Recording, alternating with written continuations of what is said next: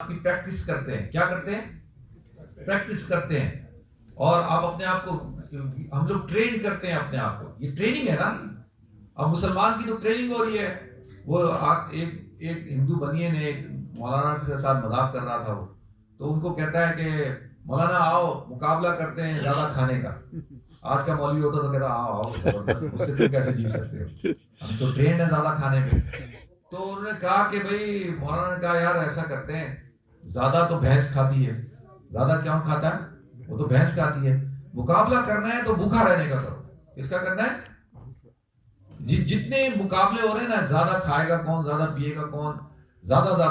اور بھائی کم مقابلہ کرنا ہے تو یہ کرو نا، بھوکا کون زیادہ رہتا ہے.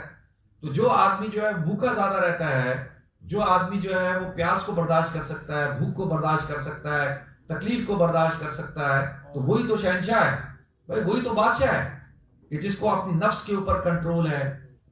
کہتے ہیں کہ اللہ کے عرش کے سائے کے نیچے وہ نوجوان ہوگا جس کو ایک خوبصورت حسین جمیل صاحب نسب عورت. صاحب نسب عورت کا مطلب سمجھتے ہیں کہ صاحب نسب عورت اس کو گناہ کی دعوت دے اور وہ جو ہے وہ ریفیوز کر دے.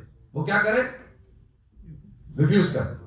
تو اللہ کہتا ہے کہ یہ میرے عرش کے سائے کے نیچے ہوگا. کتنا مشکل کام ہے نا، کتنا مشکل کام ہے کہ آپ جوان ہیں اور ایک عورت آپ کو دعوت گناہ دیتی ہے، اور وہ حسین ہے، جمیل ہے، حسب نسب والی ہے کیونکہ اس کا انفلوئنس ہے، اور آپ کہتے ہو نہیں بھائی میں اپنے اللہ سے ڈرتا ہوں. کس سے ڈرتا ہوں؟ اللہ سے. میں اپنے اللہ سے ڈرتا ہوں. اور وہ اس کو نہ کرتا ہے تو اللہ کہتا ہے یہ نوجوان میرے عرش کے سائے کے نیچے.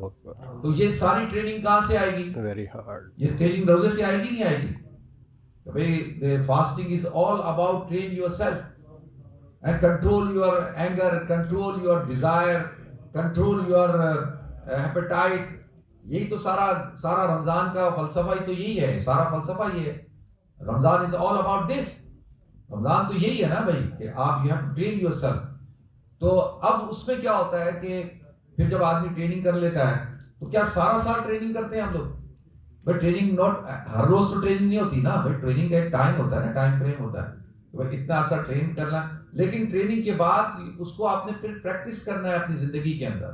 تو رمضان کا مطلب کیا ہے کہ بھائی آپ نے اپنے آپ کو ٹرین کیا، گناہوں سے اپنے آپ کو بچایا، اللہ کی نافرمانی سے بچایا، نماز پڑھی، قرآن پڑھا، ذکر کیا، توبہ کی، خواہشات سے اپنے آپ کو بچایا. ساری چیزیں رمضان میں کرتے رہے. تو کیا مطلب ہے کہ رمضان ختم پھر دوبارہ سے شروع ہو جائیں گے؟ نہیں.